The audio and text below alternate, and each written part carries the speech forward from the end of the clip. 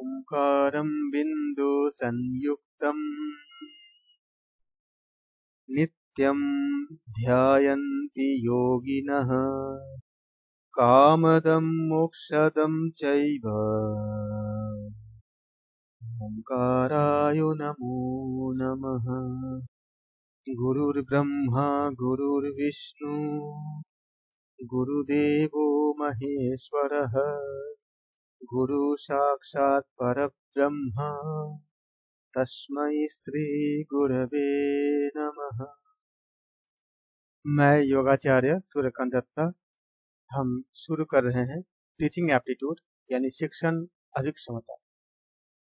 इसके इस सीरीज ये यूजीसी नेट के फर्स्ट पेपर के फर्स्ट यूनिट प्रथम यूनिट की ये कंटेंट है।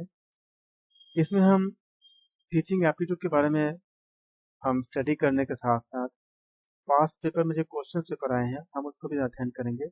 हम उसको समझेंगे कि उस पेपर को हम कैसे सॉल्व करते हैं करेंगे जो क्वेश्चंस आए हैं। इसके लिए हम सेपरेट वीडियो पार्ट 2 में करेंगे पेपर सॉल्विंग। फर्स्ट में अभी हम बात करेंगे पढ़ेंगे कि टीचिंग एप्टीट्यूड क्या होता है और शिक्षण अभिक्षमता क्या होती है। वीडियो ताकि समान रूप से हिंदी और इंग्लिश के विद्यार्थियों के लिए उपयोगी हो, तो हम इसमें दोनों ही भाषा का हम प्रयोग करेंगे, समझाएंगे दोनों ही तरह से, हिंदी में भी और इंग्लिश में भी, ताकि आप इसको अच्छे से समझ पाए। जो क्वेश्चन आते हैं, इस क्वेश्चन के जो पैटर्न जो पूछे जाते हैं एग्जाम्स में, वो क्या पूछे जाते हैं, उनमें से जो पूछे ये जाते हैं कि परिभाषा के आधार पे पर्टिकुलर जो व्यक्ति है, पर्टिकुलर जो पर्सन है, उनके द्वारा दिया गया जो परिभाषा है, जैसे स्वामी विवेकानंद ने क्या कहे थे, या श्री अरविंद ने क्या कहे थे, या पी.ओ. स्मिथ जी ने क्या कहे थे शिक्षण के बारे में। एग्जाम में कैसे आएंगे, एक परिभाषा दे दी जाएगी आपको और उसके आधार पर बताया जाएगा कि ये किसके द्वारा कहा गया है। तो इसके लिए ऐसे क्वेश्चंस को हमें करने के लिए हमें परिभाषाओं को हमें याद रखने होंगे नाम के साथ, उस लेखक के नाम के साथ या उस वक्ता के नाम के साथ। तो इस आधार पे हमने कुछ डेफिनेशन का हमने आपके लिए एक साथ हमने एक समराइज किया है कि आप डेफिनेशन से गो थ्रू करें। इसके पहले हम जानेंगे कि शिक्षण होती क्या है, टीचिंग एप्टीट्यूड यानी शिक्षण अभिक्षमता यूनिट 1 के लिए। शिक्षण की अगर हम व्याख्या करने जाए तो शिक्षण क्या है, एक सामाजिक प्रक्रिया है जिसके तहत हर एक व्यक्ति हर दूसरे व्यक्ति या एक व्यक्ति अन्य व्यक्ति को या कुछ समूह में कुछ बातों का ज्ञान देते हैं या ज्ञान प्रदान करते हैं। शिक्षण का एक बहुत एक्सपेंडेड या बहुत एलेबोरेटेड पार्ट भी है। इसका तात्पर्य ये होता है कि ये शिक्षण उस प्रक्रिया से संबंधित होता है जिसमें व्यक्ति अपने आसपास के उसके वातावरण के घटकों मतलब जो फैक्टर्स होते हैं उसके बेसिस पे, जैसे फैमिलीज हो गए, नेबर्स हो गए, परिवार हो गए, पड़ोसी हो गए, अपने फ्रेंड सर्कल हो गए या मित्र, शिक्षक इत्यादि हो गए, आदि से जन्म से हम मृत्यु तक, जब तक हमारे मृत्यु नहीं होता तब तक हम कुछ न कुछ सीखते ही रहते हैं। हम हमेशा कुछ सीखते हैं। जरूरी नहीं है कि हम किसी लिविंग से सीखेंगे, हम हमेशा कुछ नॉन लिविंग से भी सीख सकते हैं। जैसे हम देखते हैं कि समुद्र कितनी गहराई है, कितने सारे उसके समा जाता है, हम एक थॉट डेवलप करते हैं। ऐसे कई जगह हम कभी कुछ एनिमल से भी सीखते हैं। इतिहास में कुछ जगह हमें ऐसा पढ़ने को मिलती है कि कोई एक सज्जन, एक बार एक राजा थे, वो अपना राज युद्ध हार गए थे और उस जंगल में चले गए थे। वहां जाके वो बहुत हताश हो गए थे, लेकिन उन्होंने देखा कि कोई एक छिपकली या मकड़ी ऐसा कोई जानवर था जो लगातार कोशिश कर रहा था ऊपर चढ़ने के लिए, लेकिन वो गिर रहा था। लेकिन कोशिश करते करते वो 10वीं 12वीं 15वीं बार कोशिश किया नंबर ऑफ टाइम्स, बाद में वो चढ़ गया। तो राजा ने सीखा कि अगर मकड़ी या एक एनिमल या एक प्राणी अगर अपने बार बार कोशिश से अगर चढ़ सकता, अपने सफल हो सकता है, तो मैं क्यों नहीं हो सकता। बाद में हुआ कि वो राजा दोबारा कोशिश किए, बहुत कोशिश करके वो जीते भी और दोबारा राज को प्राप्त किया। ये जो शिक्षा उनको मिली कि कहाँ से मिली, किसी इंसान से नहीं मिला, एक एनिमल से मिला। तो ये शिक्षण का जो प्रवृत्ति होती है वो हमारे अंदर ही मौजूद होती है, हम उससे कनेक्ट करते हैं बाहर से। इसलिए हम कहते हैं कि मृत्यु तक, आदि से लेकर शुरू से लेकर अंत तक हम कुछ न कुछ सीखते ही हैं। शिक्षण एक संक्षिप्त हम कहते हैं कि शिक्षण किससे, अगर शॉर्टली बोल, अगर हम इस पे चर्चा करना चाहेंगे तो शिक्षण का एक संक्षिप्त उद्देश्य या तात्पर्य ये भी होता है कि हम ये कह सकते हैं कि शिक्षण वह प्रक्रिया या प्रोसेस है जिसके द्वारा शिक्षक किसी शिक्षा संस्थान से शिक्षार्थियों को पूर्व निर्धारित ज्ञान प्रदान करता है। ये भी एक है। पूर्व निर्धारित मतलब क्या, पहले से जो उनके पास एक लेसन होता है, हम जो हमारे जो टीचर आते हैं कि साइंस के, मैथमेटिक्स के या किसी चीज के, कि मुझे इतने इस क्लास में मुझे इतने इतने चीजें बतानी है, तो ये आपका पूर्व निर्धारित क्या है, आपका एक ज्ञान होती है। इसके अगर हम बात करेंगे तो शिक्षण की जो प्रक्रिया होती है उसके लिए देश की राजनीतिक जो पॉलिटिकल सिस्टम होती है उसमें भी हम इसको क्लासीफाई कर सकते हैं। मैं आपको दिखा रहा हूँ क्लासीफाई करके इसको।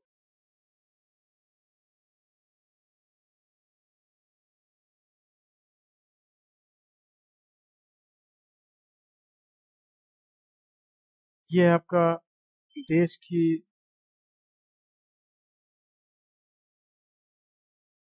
राजनीतिक प्रणाली, राजनीतिक प्रणाली के साथ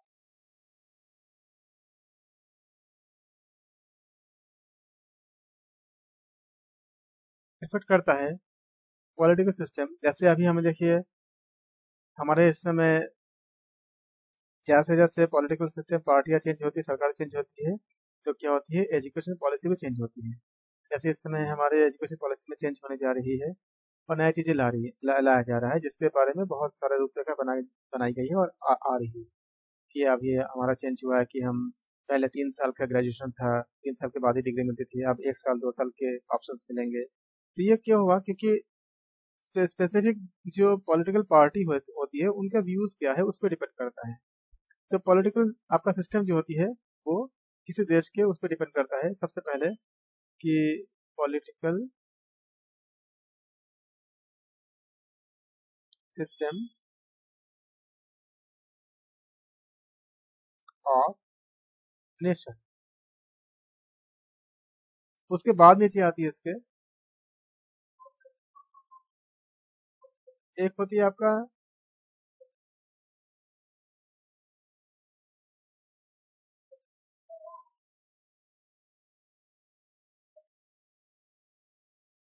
निरंकुश। उनके साथ क्या होती है, इसको हम कहते हैं ऑटोक्रेटिक सिस्टम जो होती है, ऑटोक्रेटिक सिस्टम।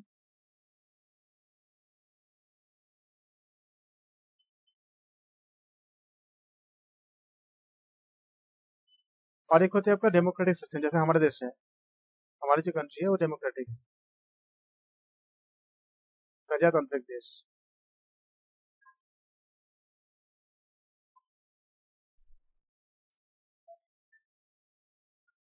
और थर्ड क्या है आपका, इसके कहते हैं हम लोग हस्तक्षेप रहित प्रणाली, एक होती है प्रणाली, उसे हम कहते हैं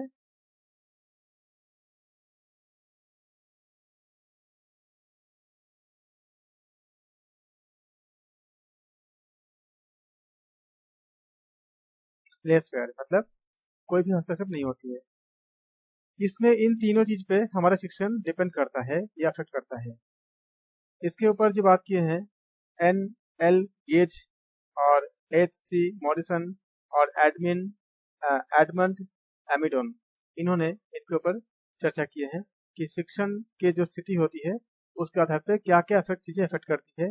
देश की राजनीतिक होती है वो हमारा कैसा है, निरंकुश है मतलब ऑटोक्रेटिक है जैसे चाइना वगैरह में है, या प्रजातांत्रिक है जैसे हमारे इंडिया पे है, डेमोक्रेटिक है, या फिर वो हस्तक्षेप रहित एकदम न्यूट्रल है। तो ये चीजें हमें शिक्षण के इफेक्ट को आपका सीखने की जो प्रोसेस है उसको इफेक्ट करता है।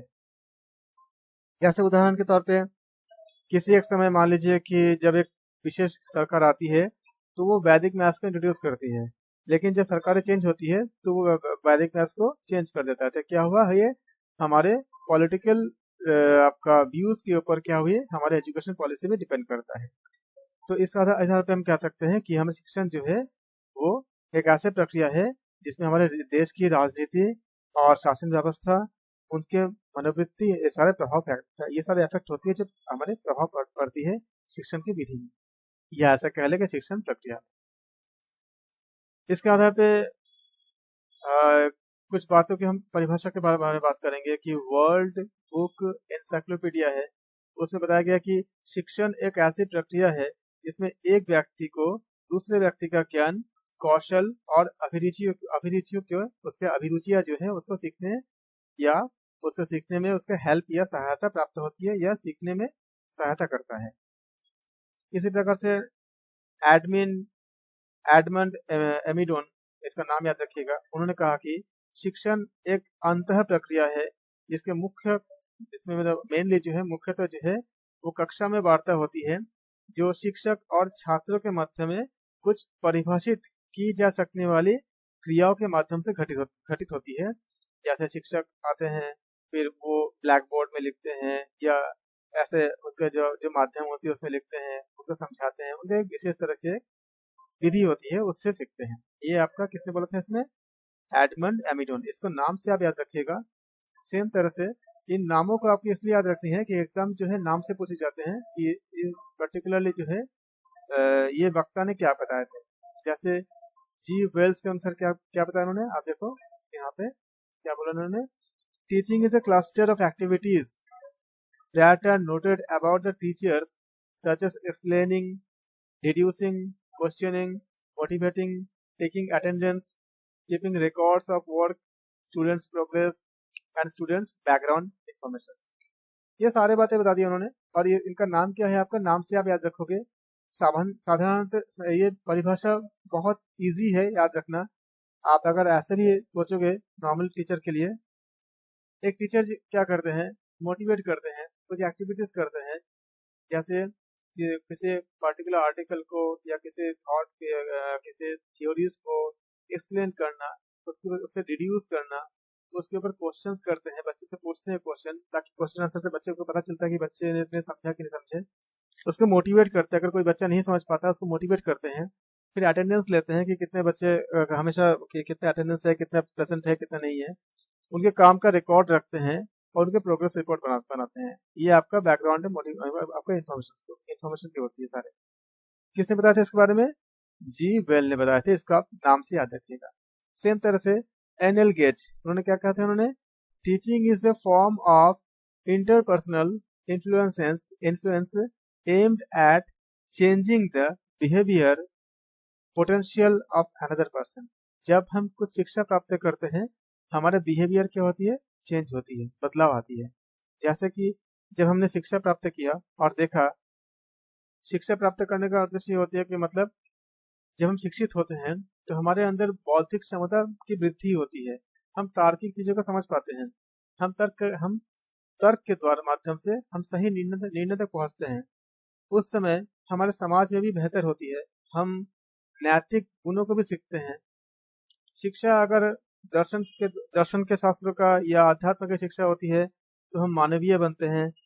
अगर कोई समस्या में होती है, जैसे मान लीजिए कि अगर हमें यहाँ से कहीं से शिक्षा मिलती है, किसी के बातें हमें सुनते हैं, जैसे हमने स्वामी विवेकानंद जी को हमने अच्छे से सुना, तो स्वामी विवेकानंद से अगर हम प्रेरित होते हैं, इंस्पायर होते हैं, तो हम अपने अंदर में जो बदलाव आता है वो बदलाव समाज में भी जाता है, दूसरों पे भी जाता है। हम लोगों को दया करते हैं। जैसे रामकृष्ण परमहंस देव जी ने जो सिखाए हैं, जो भी उन्होंने शिक्षा दिए हैं, उसको जब हम फॉलो करते हैं तो हमारे अंदर की जो नेगेटिव जो पोटेंशियल्स होती है, जो भावनाएं होती है, उसमें चेंजेस आती है, एक सकारात्मकता आती है खुद के लिए, दूसरे के लिए।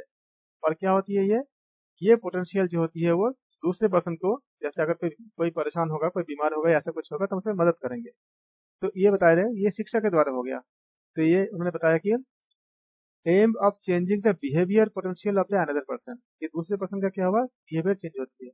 एग्जाम्पल के तौर पे मान लो कि अगर आप कहीं जा रहे हो, आपने किसी भूखे को, आपने देखा कि कोई भूखा इंसान है, तो उसको खाना मांग रहा है, तो आप देखोगे कि अगर वहाँ पे 2-3 भूखे इंसान है, अगर आपने एक को आपने कुछ खाना खिलाया तो कुछ और लोग भी आ जाते हैं बाकी दूसरे भूखे को खाना खिलाने के लिए। एक्चुअली उन्होंने आपसे सीखा।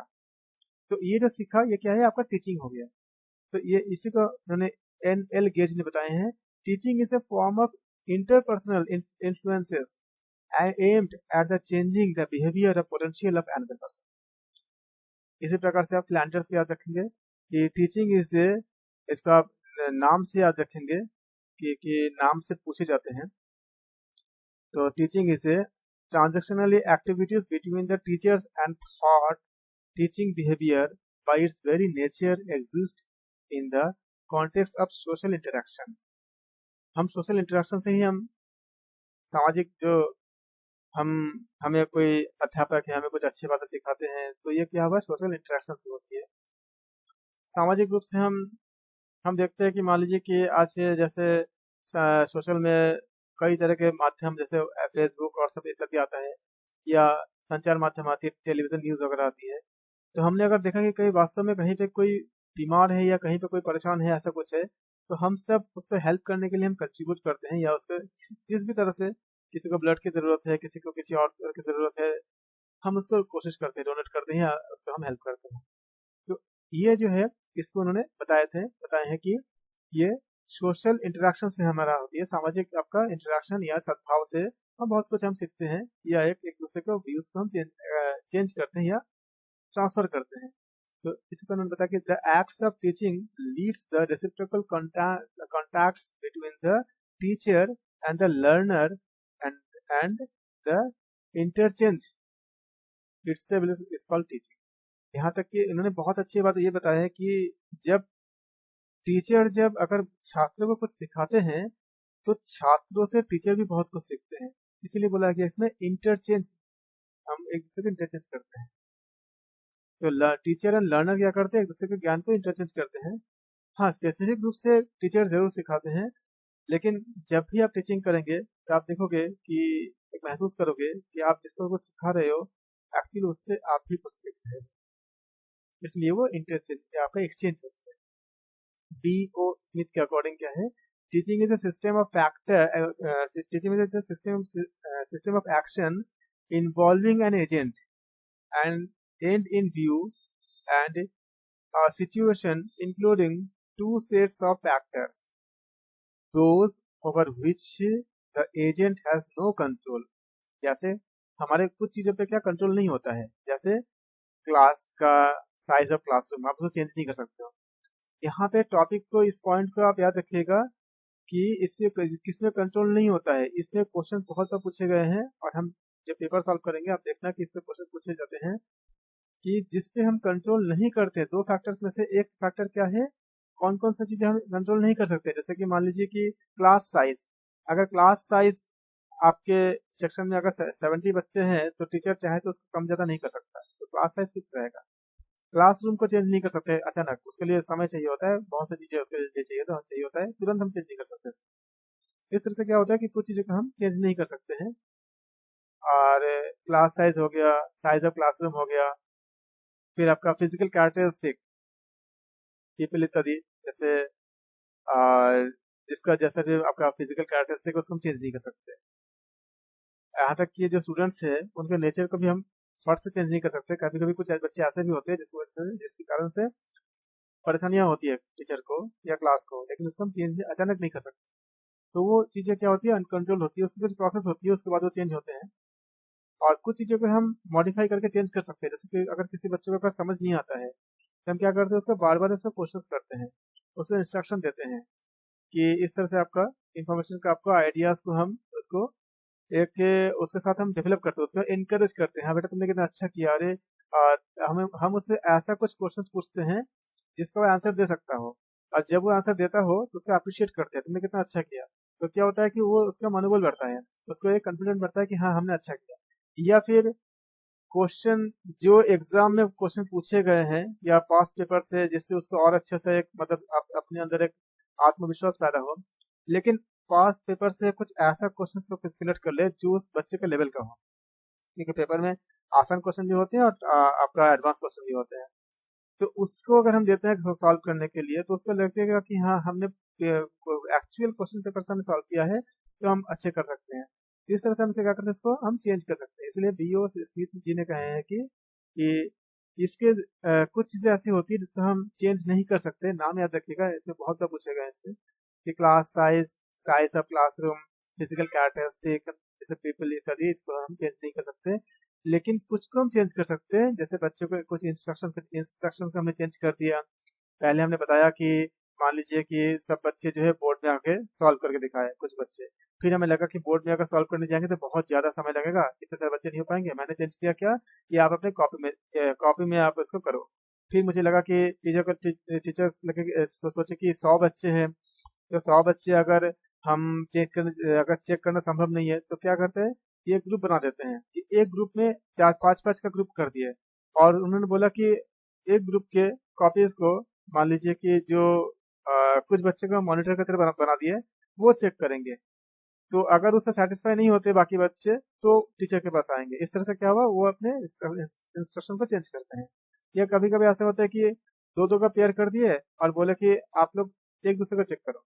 तो ऐसे इस तरह से क्या हुआ, उनके पास समय की कमी होती है, वो भी, और उसको भी उन्होंने सॉर्ट आउट कर दिया, और बच्चों से एक इंटरेक्शन भी कर दिया कि आप करके सीखो या इन्वॉल्व हो, बच्चे भी इन्वॉल्व हो। इस तरह से हमने इसको चेंज किया डी ओ स्मिथ का रिकॉर्डिंग। फिर आप नाम से आप परिभाषा क्या देखिएगा, इसमें बहुत क्वेश्चन नाम से पूछे जाते हैं। एडमंड एमिनोन के according, teaching is defined as the interactive process primarily involving classroom talk which takes place between the teachers and the pupils and occurs during the certain definable activities। कि वो पहले से बताया जा चुका होता है कि क्या क्या करना है। अब जैसे मान लीजिए कि अगर केमिस्ट्री के कुछ पीरियड चल रही है, तो केमिस्ट्री में क्या है, एसिड है, बेस है, सॉल्ट है, इत्यादि सब बातें हैं। तो पहले से पता है कि ये इसका प्रैक्टिकल भी होगा, लैब में भी जाने पड़ेंगे, करके भी देखने पड़ेंगे। बायो के अगर है तो कुछ आपका उसमें हमें अगर प्लांट है तो प्लांट के ऊपर हम उसको कट करते हैं, उससे पर्टिकुलर प्रोसेस होती है, प्लांट को इंटरसेक्शन कहते हैं, इसको इंटरसेक्ट करके फिर उसको हमें माइक्रोस्कोप में देखने पड़ते हैं। लेकिन अगर योग के लिए जाएंगे तो योग में हमें आसन, प्राणायाम, ध्यान, इनके जरिए हमें बताया जाएगा इसका बेनिफिट क्या है, कुछ रिसर्च पेपर दिखाए जाएंगे, इसका अलग अलग ऐसे हमें बताया जाएगा, जो भी सब्जेक्ट होगा उसके अकॉर्डिंग। ऐसे अगर साइकोलॉजी है, मनोविज्ञान, तो उसके उसके जो सिस्टम्स है, उसके जो मेथड्स है, उसको बताया जाएगा। किसी को बताया इसमें कि teaching is the defined as the, देखो, teaching is the defined as an interactive process primarily involving classroom talk. पहले क्लासरूम में बता दी जाएंगे। ऐसे अगर आप केमिस्ट्री का क्लास कर रहे हो, आपको बताया जाएगा कि ये एसिड और बेस मिलाओगे तो सॉल्ट बनेगा और वाटर बनेगा। तो classroom talk which take place between the teacher and the people and occurring during the certain definable activity। Definable क्यों है? केमिस्ट्री के अगर बच्चे हैं तो केमिस्ट्री के अकॉर्डिंग काम करेंगे, उसके लैब में जाकर आपका जो एसिड बेस और बाकी चीजें करेंगे, वो ध्यान नहीं करेंगे। अगर योग के विद्यार्थी है तो वो ध्यान के प्रोसेस से जाएंगे या योग के प्रोसेस से जाएंगे, जो भी उसका प्रैक्टिकल चीजें हैं समझने और समझाने के लिए, वो लैब में नहीं जाएंगे, कि केमिस्ट्री के लैब में नहीं जाएंगे। इस तरह से अब आते हैं श्री अरबिंदो। श्री अरबिंदो ने क्या कहे थे, the first principle of true teaching is that nothing can be taught. कितनी बड़ी उन्होंने एक बात बताया कि पहला प्रिंसिपल जो सच्ची बात यह है, ट्रू टीचिंग ये है कि हम किसी को कुछ सिखा नहीं सकते। एक्चुअली क्या बताना चाह रहे हैं, ये ज्ञान हमारे निहित अंतर ज्ञान पहले से ही है, हमारे अंदर वो ज्ञान है पहले से, हमें खाली उसको खाली समझना है, खाली बाहर निकालना है। इसका आप देखो कि लता जी के जो गुरु जी थे, जिनसे उन्होंने सीखे थे, उनसे और लता जी में अंतर है। क्यों अंतर है? क्योंकि अपने अपने टैलेंट लेके इस दुनिया में सब कोई आए हैं।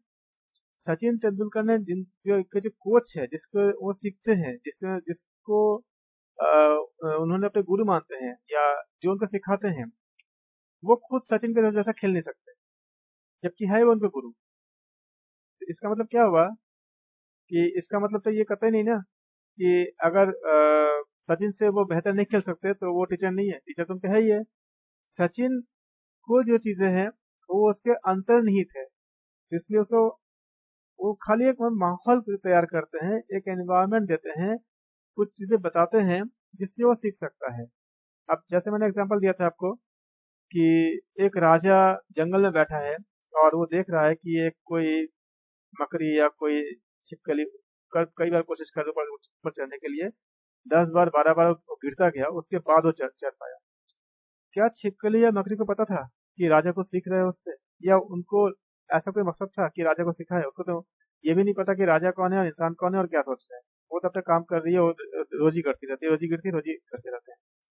लेकिन राजा ने जो उनका जो लेसन लिया, जो सीखे, वो उनके अंतर्निहित पहले से ही वो चीजें उनके अंदर था।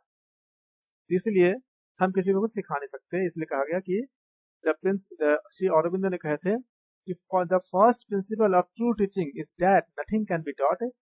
हम खाली एनवायरनमेंट दे सकते हैं, इसीलिए हर बच्चा डॉक्टर नहीं बन सकता। जबकि डॉक्टर अगर कुछ सिखाना संभव होता तो हम किसी को भी डॉक्टर बना देते, किसी को भी इंजीनियर बना देते, या किसी को भी कुछ भी बना देते। ऐसा नहीं, साइकोलॉजिस्ट भी ये कहते हैं कि एक उनको टेस्ट करते हैं, बताते हैं कि इस बच्चे में ये रुचि है, इसमें जाएगा तो बेहतर करेगा। यानी क्या, उसके अंदर जो सीखने के जो प्रतिभा लेके आया है, वो उसको खाली एनवायरनमेंट क्या करता है, उसको एलाबोरेट करता है, उसको विस्तार देता है। लेकिन किसी को अगर मान लीजिए कि किसी को अगर डॉक्टरी नहीं पढ़ना है, उसको एक्टिंग करना है, उसको सिंगिंग करना है, तो जबरदस्ती हम इसको डॉक्टरी में अगर डाल देंगे, उसको बोलेंगे नहीं आपको डॉक्टर ही पढ़ना है, तो टीचर तो बहुत है वहाँ पे, जब वो आपका मेडिकल के कॉलेज में जाएंगे, लेकिन वो ग्रोथ नहीं कर पाएगा क्योंकि उसको वो इच्छा नहीं है, उसका वो प्रवृत्ति नहीं है। लेकिन वही अगर हम किसी और चीज में जाते हैं जिसमें उसकी प्रवृत्ति हो, ग्रो कर जाए। हम ऐसे इसके ऊपर बहुत से मूवीज बने हैं, 3 इडियट मूवी बनी है, और भी बहुत से ऐसे बनी है, जो दिखाता है कि एग्जैक्टली हमारे अंदर ही वो गुण होती है, हमें खाली उसको एलेबोरेट करना होता है। इसीलिए श्री अरविंद ने बहुत अच्छे डेफिनेशन बताए हैं, लेकिन एग्जाम में आपको इनके नाम के साथ याद रखनी है, क्योंकि नाम को मिला के ही आपको क्वेश्चन दिए जाएंगे। जैसे एक column 1, column A, column B बना दी जाएगी, और बोला जाएगा आपसे कि the first principle of true teaching is that nothing can be taught. ये किसने बोलेगा? इसमें आपको मिलान करने होंगे। ऐसे 4-5 डेफिनेशन रहेंगे और 4-5 नाम रहेंगे, तो इसलिए हमें नाम के साथ हमें याद करना है। हम देखते हैं कि नीचे आते हैं, इसके बाद आती है अरविंदो जी के बाद B.F. स्किनर। उन्होंने क्या कहते हैं, ये देखिए, B.F. Teaching is the arrangement of cognizance of reinforcement. तो लगभग वही बातें हैं थॉमस, लेकिन आप नाम के साथ याद रखिएगा, इन वर्ड के साथ। फिर थॉमस एफ ग्रीन, इन्होंने क्या कहा था, teaching is the task of a teacher which is performed for the development of a child. वो टीचर को ऐसा टास्क होते हैं जो चाइल्ड के डेवलपमेंट के लिए हम उपयोग करते हैं, या हमें प्रयोग करने होते हैं। फिर हमारे पास आते हैं मॉर्स एंड बिंगो। इन्होंने कहा था कि the teaching is understanding and guidance of children as individual as groups, individual and as groups. It means the providing of learning. It means the providing of learning experience that will enable each learner to grow continuously and sequentially towards his dealt role of society. Dealt role in society. मतलब क्या हुआ कि teaching एक, मैंने आपको हिंदी में भी और इंग्लिश में भी मैं बता रहा हूँ, ताकि ये वीडियो और ये कंटेंट हिंदी मीडियम के बच्चे के लिए और इंग्लिश मीडियम के लिए, दोनों के लिए समान रूप से उपयोगी हो। कंटेंट मैंने इंग्लिश में डाला है और इसको मैं एक्सप्लेन कर रहा हूँ दोनों में, हिंदी में और इंग्लिश में।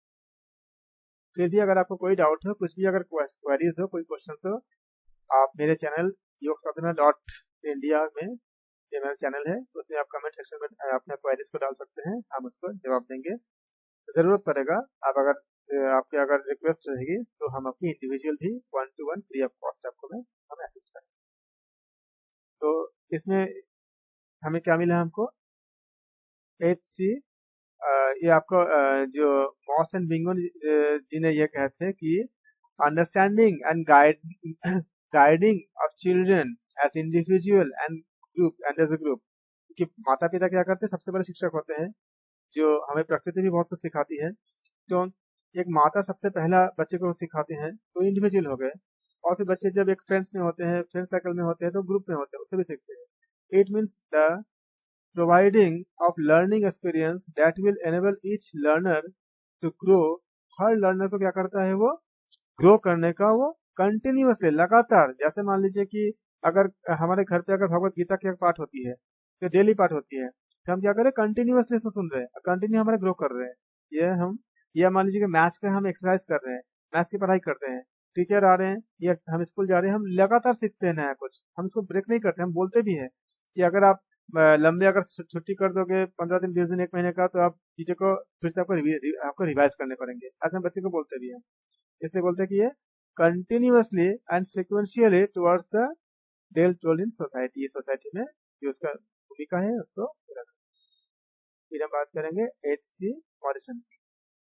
मैंने क्या बोले थे, teaching is an intimate contact between a more mature personality and a less mature one, which is designed to further the education of the latter।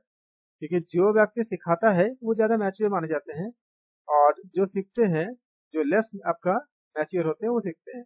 यहाँ मैच्योरिटी का मतलब खाली एज से नहीं होता, उम्र से नहीं होता, क्योंकि उम्र में तो ऐसे होती है कि बड़े उम्र के लोग भी छोटे उम्र के बच्चे से या छोटे उम्र के व्यक्ति से सीखते हैं। अब जैसे बहुत सारे इंस्टीट्यूट होते हैं जहाँ पे आपके जैसे संगीत में अगर आप डिप्लोमा करते हैं जहाँ पे एज का कोई लिमिट नहीं होता, तो जब आप अगर जाते हो तो देखोगे अगर शिक्षक जो है आपसे बहुत हो सकता है कि जो स्टूडेंट है वो उनका एज 40 या 40+ हो, और टीचर का एज है जो है आपका 18, 20, 25 ऐसा कुछ। एक्चुअली क्या है, मैच्योरिटी मतलब नॉलेज के हिसाब से बताने जा रहे हैं कि टीचिंग इज एन आपका इंटीमेट कॉन्टैक्ट बिटवीन ए मोर मैच्योर पर्सनालिटी, वो ज्ञान से ज्यादा मैच्योर होंगे, टू द लेस मैच्योर, क्योंकि किसी के पास ज्ञान कम है तभी तो आ रहा है।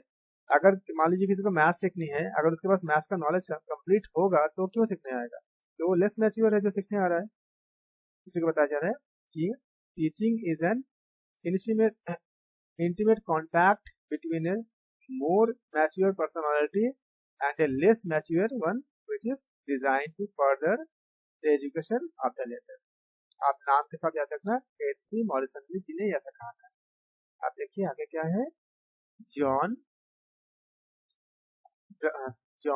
ग्रबरशर ने यह कहते कि teaching is an arrangement and manipulation of a situation in which there are gaps and obstruction which an individual will seek to overcome, and from which he will learn and course of doing so।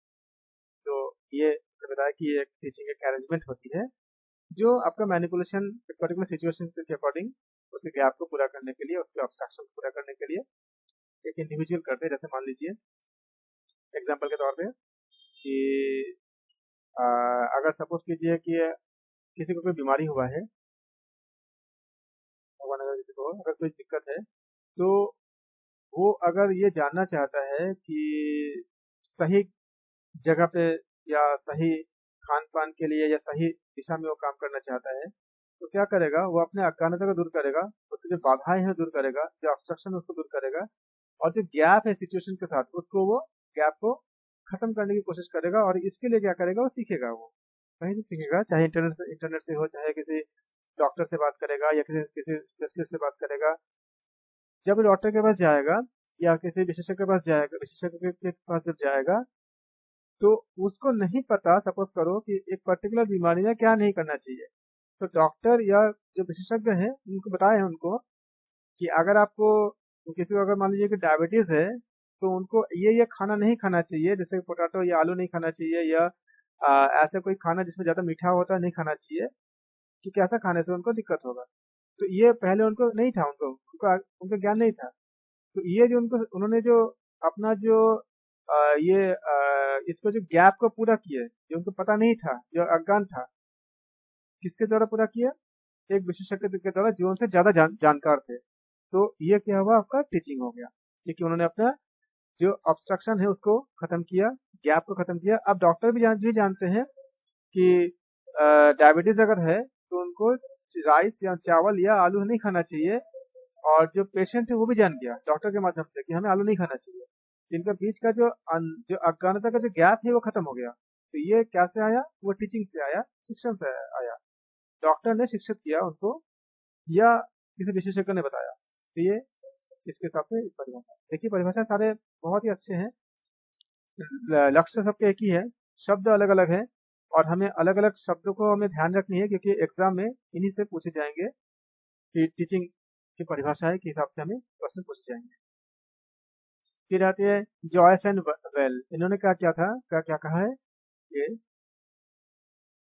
Teaching is a process by which teacher and student teaching is a process by which teacher and students create a shared environment including the sets of values and beliefs which in turn color their view of reality। जैसे मान लीजिए teaching एक ऐसा process है, इसमें क्या कहा जा रहा है कि टीचर और स्टूडेंट जो है वो शेयर करते हैं एक ही एनवायरनमेंट को, जिसमें क्या होती है कुछ सेट्स ऑफ वैल्यूज होती है और इसमें कुछ बिलीव्स होती है। जैसे मान लीजिए किसी ने अगर योगा का क्लास करने जा रहे हैं तो वैल्यूज क्या है, जो टीचर है वो भी योग के सिद्धांत को मानते हैं और जो स्टूडेंट है वो भी योग के सिद्धांत को मानने को तैयार है। अगर उनमें से कोई भी अगर नहीं मानने को तैयार होंगे तो टीचिंग नहीं हो पाएगा, क्योंकि जब खुद ही नहीं मानेंगे तो कहाँ से उसको आप उसको कैसे कोई सीख सकता है या कोई सिखा सकता है। तो उनके वैल्यूज हो गए, फिर उसमें कुछ तर्क होंगे जरूर से, और तर्क जब होंगे तो उस तर्क में भी एक आपका सेट ऑफ वैल्यूज होती है पहले से ही कि स्टूडेंट को भी पता है और टीचर को भी पता है कि तर्क के जरिए जो बातें सामने आएगी उसको मानना है। अगर किसी तर्क में अगर टीचर की बातें गलत होती है तो टीचर भी उसको मानेंगे कि हाँ बच्चे का तर्क सही था, फिर उसको वेरीफाई करेंगे, अगर बच्चे का तर्क सही होगा तो उसको अप्लाई कर लेंगे। तो ये क्या है, हमें आपका पहले का एक सेट्स ऑफ वैल्यूज होती है, इसी को बताया गया कि ये बिलीव्स होती है। ये आपका जैसे मान लीजिए अगर कोई दर्शन का कोई पढ़ाई कर रहा है तो सांख्य दर्शन कर रहे हैं तो सांख्य दर्शन में कितने तत्व होते हैं, पृथ्वी आपका प्रकृति पुरुष इत्यादि सब कुछ के बारे में बात की जाएगी। लेकिन प्रकृति पुरुष के बारे में अगर दूसरे कोई अगर जो दर्शन को नहीं पढ़ रहा है उसके पास वो बिलीव नहीं है और उसको अगर बताया जाएगा तो उसको एक्सेप्ट नहीं करेगा कि नहीं ऐसा कुछ नहीं होता, क्योंकि उसके पास बिलीव नहीं है तो वो नहीं पढ़ सकता, उसको पढ़ने के लिए नहीं आ रहा है। वो अगर वो पढ़ने के लिए आएगा तो उस बिलीव के साथ आएगा कि जो कर रहे हैं उसको हम उस समय ट्रू मान लें, उस समय उसको हम ट्रू मानेंगे। तो क्या करेगा वो, उसके बाद जो उस नॉलेज को ले पाएगा या एक्सचेंज हो पाएगा, दैट इज टीचिंग। इसलिए उन्होंने कहा कि जॉयस एंड वेल ने कहा कि teaching is a process by which teacher and students create a shared environment including sets of values and beliefs which in turn colour their view of reality. फिर आपका Clark के अनुसार teaching refers to activities that are designed and performed to produce change in a student behavior. Teaching refers to activities that are designed and performed to produce a change in students behavior। छात्रों का जो behaviour है उसमें change करने के लिए जब कोई बच्चा स्कूल में पढ़ने जाता है पहले हो सकता है उसमें कुछ अज्ञानता रहे हो या डिसिप्लिन की कमी रहे हो, लेकिन जब टीचर उसको समझाते हैं, बताते हैं और अपने ज्ञान को देते हैं तो उसमें परिवर्तन आता है, उसमें चेंजेस आती है। इसलिए ये जो चेंजेस आती है वो चेंजेस जिस प्रोसेस से आती है दैट इज कॉल्ड टीचिंग। मतलब शिक्षण के द्वारा आता है। शिक्षण एक ऐसा प्रोसेस है जिसके जरिए वो चेंजेस आती है बिहेवियर में, वो ज्यादा संवेदनशील हो जाता है। उनको आप देखोगे कि जो आईएएस का जो सिलेबस है, आईएएस में भी एक अलग से पेपर होती है वहाँ पे कि मोरल वैल्यूज क्या होती है उसको जानने के लिए जरूरत क्या है आईएएस में, क्योंकि वहाँ तो अलग अलग चीजें हैं सारे, क्योंकि वहाँ पे इसलिए सिखाए जाते हैं कि जब ऐसे एक अधिकारी होंगे, एक योग्य अधिकारी होंगे जो देश के लिए इतने बड़े बड़े फैसला करेंगे, अगर उनके मन में अगर मानवता या इस तरह के गुण रहेंगे तो फैसला ज्यादा बेहतर होगा, तो वो ज्यादा लोगों के हित में होगा। अगर उनके मन में अगर मानवता इत्यादि कम होंगे तो वो उस तरह एंगल से अगर नहीं देखेंगे, मानवीय भावनाओं से अगर नहीं देखेंगे तो लोगों तक ज्यादा, उनके पास बुद्धि बहुत जो भले ही हो लेकिन वो लोगों तक पहुंचने जो लोगों का कल्याण करने के लिए जो जो चीज़ें चाहिए वो नहीं हो पाएगी, क्योंकि बहुत सारे फैसले एट ए टाइम ऐसे होते हैं जो एक अधिकारी को खुद लेने पड़ते हैं। तो उस समय अगर मानवीय मानवीय भावनाएं अगर उनके पास प्रबल रहेगा तो सबके कल्याण होगा। इसलिए वहाँ पे क्या करते हैं, एक टीचिंग एक अलग से सिलेबस है जहाँ पे आपको मोरल वैल्यूज वगैरह समझाए जाते हैं, पढ़ाए जाते हैं कि आप जानो उसके अंदर क्या क्या है। तो ये जो है क्या हुआ आपका बिहेवियर को बदलने के लिए, ताकि उनका बिहेवियर एक अधिकारी बनने के बाद उनका ऐसा बिहेवियर हो जो समाज के लिए कल्याणकारी हो और लोगों के लिए एक बहुत फ्रूटफुल हो, जो गरीब लोग हैं या जो नीडी लोग हैं उनके लिए अच्छे हो। इसके बाद आते हैं आपका हगन डनकन के definition. Teaching is a complex process which includes 4 faces. आप याद रखना कि ये फेस के साथ आपको याद रखनी है, 4 फेस के साथ, क्योंकि अगर नाम पूछे जाएंगे तो फेस के साथ आपको मिलाया जाएगा। उसके ऑप्शन में ऐसा होगा कि आपको मान लीजिए इसमें से कोई 3 फेस दे दी जाएंगे और कहा जाएगा कि ऑल ऑफ दिस, तो इसमें तीनों आप 4 फेस का आप याद रखोगे तब इसको अच्छे से कर पाओगे। नाम के साथ आप परिभाषाओं को याद रखना। अभी हम जो इसके नेक्स्ट वीडियो में जो हम क्लास में हम जब बात करेंगे, चर्चा करेंगे पास्ट पेपर्स की, तो आप देखोगे कि कितने क्वेश्चन इससे पूछे गए हैं इस तरह से। तो teaching is a complex process which includes 4 faces. पहला क्या आपका करिकुलम एंड प्लानिंग फेस। पहला कि आप जैसे करिकुलम करते हो, उसको प्लान करते हो, उसको कैसे हम उसको किसी चीज को हम इम्प्लीमेंट कैसे करते हैं, कैसे हम टीचिंग करें। उसके बाद क्या आती है इंस्ट्रक्शन करते हो, एक इंस्ट्रक्शन फेस आती है। फिर क्या आती है आपका एक मेजरिंग फेस आती है कि आपने देखा कि जो आपने जो इंस्ट्रक्शन दिया है वो कितनी वो मेजर कितने जगह पे कितना है। जैसे मान लीजिए अगर आपने किसी को अगर आसन सिखा रहे हो तो पर्टिकुलर एज ग्रुप को कितनी कैसे कैसे आसन सिखाना चाहिए ताकि उनको कोई हानि भी न पहुंचे और सब सीख भी पाए। एक बच्चे का फ्लेक्सिबिलिटी अलग होंगे, बड़े का फ्लेक्सिबिलिटी अलग होंगे। एज ग्रुप अगर 40 प्लस होगा तो सबका अलग होंगे। अगर आप उनको सिखा रहे हो तो इंस्ट्रक्शन उस हिसाब से आपको एक सेटअप मेजर करने पड़ेंगे कि हमें कैसे देने हैं। ये मेजरिंग फेस आपका आ जाएगा कि कितने आपको क्या सीखने के लिए कितना आप उनको बोलोगे कैसे करना है पर्टिकुलर चीज़ों को, योग हो या कुछ और चीज़ें हो। अगर आप कोई कंपनी में अगर आपके पास एम्प्लॉय आते हैं तो उस एम्प्लॉय की क्षमता कितनी है सीखने की, उनका एज क्या है, सब चीज़ें देख करके हम करने होते हैं। फोर्थ क्या है आपका एक एंड इवेल्यूटिव फेस। इवेल्यूटिव मतलब हमने इसका जब हमने सारा कुछ अप्लाई कर लिया तो हम अपने आप को इवेल्यूएट करते हैं कि कितना सक्सेस हुआ, कैसा सब कुछ था। जैसे हम एग्जाम में क्या करते हैं, एग्जाम देते हैं फिर उसको कॉपी चेक करते हैं तो कुछ तरह से। तो फॉर क्यूरिकुलम फेस प्लानिंग जब करते हैं तो फेस क्या होती है आपका, उसके बारे में teacher should know the goal of education and the specific objective of the achieve those goals should be formulated. Teacher को ये पता होता है कि पर्टिकुलर एक्टिविटी, जैसे मान लीजिए कि अगर योग के टीचर हैं तो योग में क्या क्या कराने चाहिए और कितने दिन में कितना फ्लेक्सिबिलिटी आ जाएगी या कितने दिन में कौन से आसन आसन उसको करने की स्थिति में आएगा, या कोई पर्टिकुलर व्यक्ति को अगर प्राणायाम कराते हैं तो उसको कितने दिन में इफेक्ट आ जाएगा। उसको एक फॉर्मुलेट होता है कि अगर आप कहेंगे कि 3 महीने अगर आप नाड़ी शोधन करोगे तो आपको इफेक्ट आ जाएगा, या मेडिटेशन करोगे तो आपको इफेक्ट आ जाएगा। ये फॉर्मुलेट होता है। उसी प्रकार से अगर मान लीजिए कि कोई अगर मैथमेटिक्स का बच्चा है, अगर मैथ्स उसको पढ़ाया जा रहा है तो एक होता है कि अगर हम इतने समय तक इसको हम ऐसे इतने पढ़ाएंगे तो उसको इतने चैप्टर समझ आ जाएगा, उतने अच्छे से कर लेगा। सेकंड फेज क्या होती है कि आपका ये इंस्ट्रक्टिंग होती है, मतलब ये इन्वॉल्व करता है, क्या करता है क्रिएट करना या इसको मॉडिफिकेशन करना या इसका आपने कुछ आपका इंस्ट्रक्शन का जो आपका स्ट्रेटेजीज होती है उसको आपको बदलना या चेंज करना। जैसे हमें बताया था कि आपने देखा कि 100 बच्चे हैं तो सबको एक टीचर सबको 100 बच्चे का सब कुछ चेक नहीं कर सकता उस समय लिमिटेड गिवन टाइम के अंदर, 1 घंटे का आपका पीरियड होती है। तो उन्होंने बोल दिया कि 15 मिनट का समय है और आप ऐसा ये टास्क करोगे, और उन्होंने एक ग्रुप ऑफ स्टूडेंट्स को बता दिया कि जो मॉनिटर टाइप के हैं जो बहुत अच्छे होल्ड रखते हैं उनको उनसे चेक कराओगे। अगर उनके चेक से अगर कोई संतुष्ट नहीं होता है जो उन्होंने चेक करके दिए तब वो टीचर के पास आएगा। तो क्या होगा, टीचर के पास कम बच्चे आए। ऐसे ही क्या हुआ कि उन्होंने एक इंस्ट्रक्शन में चेंज कर दिया। उसके बाद क्या हुआ, to develop the measuring device, organising and analysis the result. ये सब चीज़ों को एनालिसिस करते हैं। Evaluation of teaching outcomes requires the help of the data obtained from the measuring device. इसको मेजर करने के वो पूरा जो डिवाइस होती है जिसके जरिए वो उसको इवेल्युएट कर सकते हैं।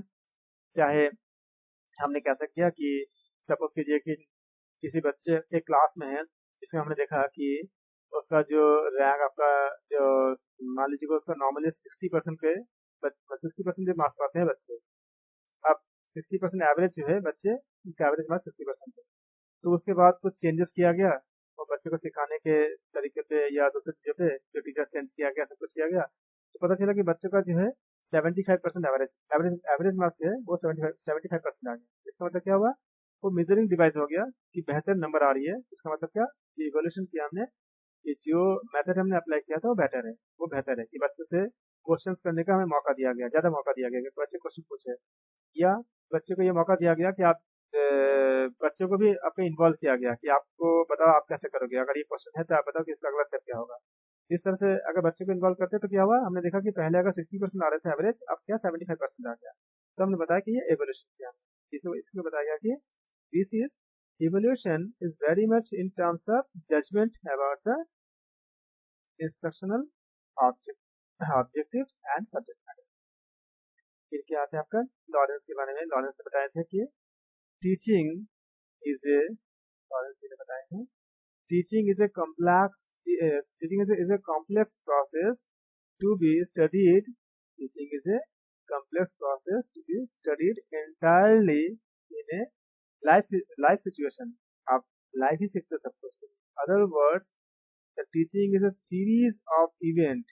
आप लगातार एक के बाद एक सीरीज होती है। कह सकते हो कि टीचर ने आए, कुछ क्लासेस को कुछ उन्होंने सम किया, कुछ बताया उन्होंने, फिर उन्होंने उसके बारे में कुछ टेक्निक बताए, उसको प्रूफ बताया कहाँ से आया है, फिर उसके एग्जाम्पल्स बताए, तो सीरीज आ गया इंस्ट्रक्शन की। पहले उन्होंने सपोज कीजिए कि फिजिक्स कोई साइंस की क्लास चल रही है, तो उसमें बताया गया कि रिफ्रैक्टिव इंडेक्स क्या होती है। उसके बाद बताया गया कि जब आपका रिफ्लेक्शन क्या होती है, रिफ्रैक्शन क्या होती है।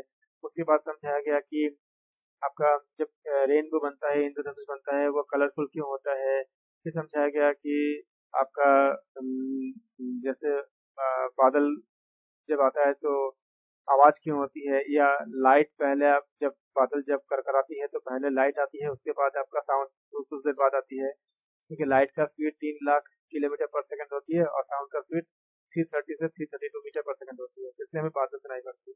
तो क्या करते हैं, एक सीरीज होती है, लगातार आपको एक इंस्ट्रक्शन के बैक टू बैक आपको बच्चे सीख रहे हैं।